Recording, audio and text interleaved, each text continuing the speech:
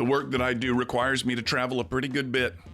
And I remember as a much younger man thinking how cool it would be to get on a plane and see the different corners of the country and have a client help pay for it all. Well, my wish came true, and I'm grateful for the work, but the travel part has lost its charm. Back in the day, I'd book the earliest flights I could find so that I could get to my destination city early in the day and tour its sights. I'd tack on a day or two so that I could explore further into the city or the surrounding areas. And at times I'd do my work for free just to be able to get to these different places. I've seen 48 states, all the Canadian provinces, much of the vacation destinations in Mexico, some of the larger European cities, Australia, and a good bit of New Zealand, all courtesy of my clients and my work. Today, though, things have changed. More specifically, my attitudes about travel has changed. And I'll give you an example. In the dead of winter, I seldom travel with a heavy coat anymore. Why? Because I don't go outside. It was terribly cold in New York City a few months ago, but I hadn't packed a coat.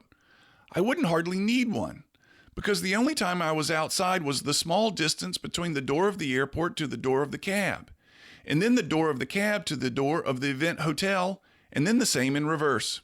I was outside maybe a total of 60 feet over 3 days.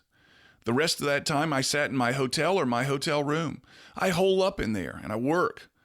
I no longer explore. And I'm frequently asked to refer people to places to eat in some of these destinations. Cam, where should I go to eat when I'm in San Francisco? And I have to tell them, I don't know. Yes, I was in San Francisco last month, but I never left my room. Now, when my wife or one of my children comes with me, we explore a lot. We pack in the sightseeing. But alone, I only go outside of my room for meals. But the meals at the hotel restaurant, never venturing outside. And I guess that means that I'm both old and road weary.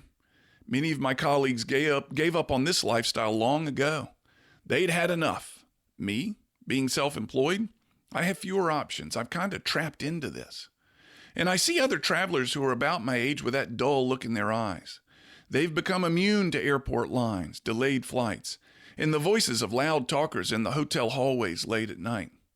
We make eye contact and nod, sharing a look of both pity and respect, as if asking, "Road warrior? Yeah, me too. It'll all be over someday," we say to each other, "and we won't have to do this anymore." And it will. One day, this goal I had for myself of so much travel will be done. And when it is, believe it or not, I'm going to jump on a plane and go explore. I'm Cam Marston, and I'm just trying to keep it real.